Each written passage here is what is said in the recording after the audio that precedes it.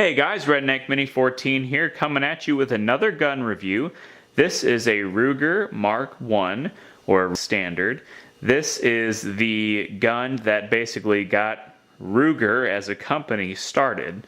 It goes back to 1949, just after World War II, when Bill Ruger came back with a couple of Nambu pistols, I think, and used the Nambu and I think the German Luger as kind of a design template to make a .22 pistol, and what he came up with was the Ruger Standard, which eventually became known as the Ruger Mark I, and eventually became, the Mark II, Mark III, and Mark IV. Everybody likes to call it the Ruger Mark series of pistols. I don't really agree with that naming. I would say it makes more sense to call it the Ruger Standard series of pistols, because the very first pistol in the series was called a Standard, and then every improvement upon that design was, Mark II, Mark III, Mark IV. It really wasn't called the Mark I until they came out with a target model. So you had like a Standard with a standard tapered barrel profile, and then there was a thicker target model, which is what they called the Mark I. Now, this particular standard pistol goes back to 1974. It's a later model standard pistol, and it doesn't say anywhere on here that it's called a Ruger Standard. It just says that it's a Ruger .22 caliber long rifle automatic pistol. That's the stampings that you have on the left side of the gun, and on the right side you have Sturm Ruger and Company Incorporated, Southport, Connecticut, USA, and then the serial number. Like I said, this goes back to 1974. So it's not an early model, and it's not like, an 80s model either. I want to say it was like 1985, or maybe it was 1982. Somewhere in there they came out with the Mark II, which was an improved version of this pistol. Comes with a 9-round magazine. Now, I heard that these, the original magazines were actually high standard magazines, just modified to work in this pistol. It has a chrome base plate. Again, a 9-round magazine, has this little button here. The earlier models had the button on the opposite side, and then they moved it over to this side in later models, like this one, and then of course the Mark II and so on. So I haven't tried it yet, but I think I might be able to fit a Mark II magazine in this pistol as well. And it's a very basic pistol, not a whole lot of controls. Really, you just have your magazine release here at the bottom. It's a European style magazine release. Obviously have your trigger, and then your safety. Down is fire, up is safe. No slide release or slide catch. And if you want to lock the slide back, you pull the bolt back, and then you push your safety in the up position.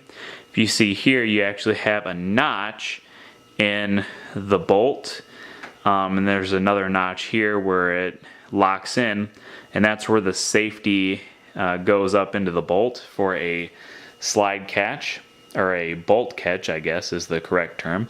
And if you want to release it, you can, I'm not going to slingshot it forward, but you just push it down and it'll release just like a regular slide or bolt release.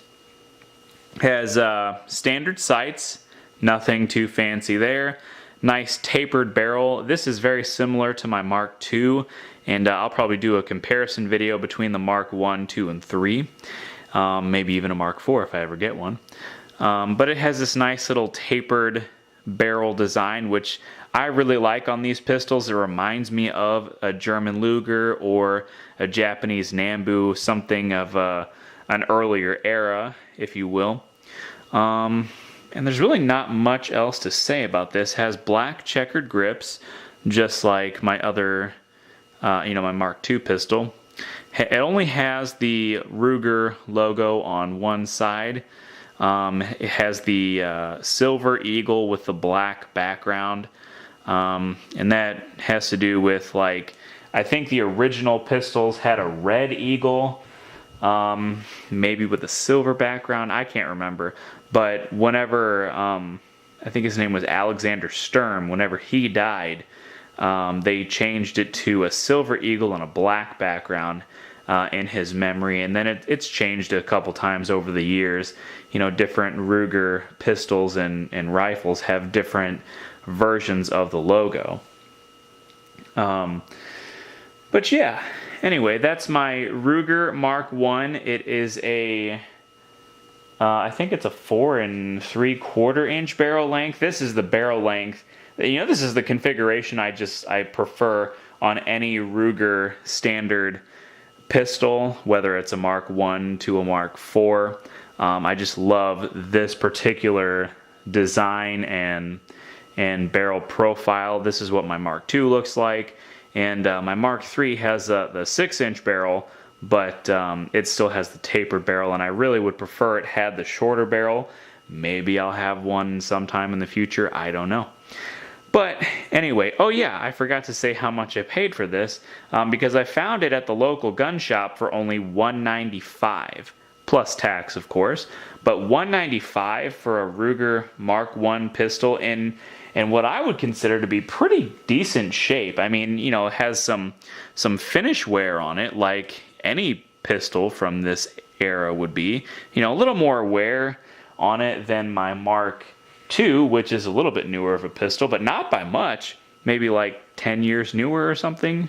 10, 12 years newer. So, I mean, there's really no rust on it, just a little finish wear. Really no rust that I can see, at least none that is really significant.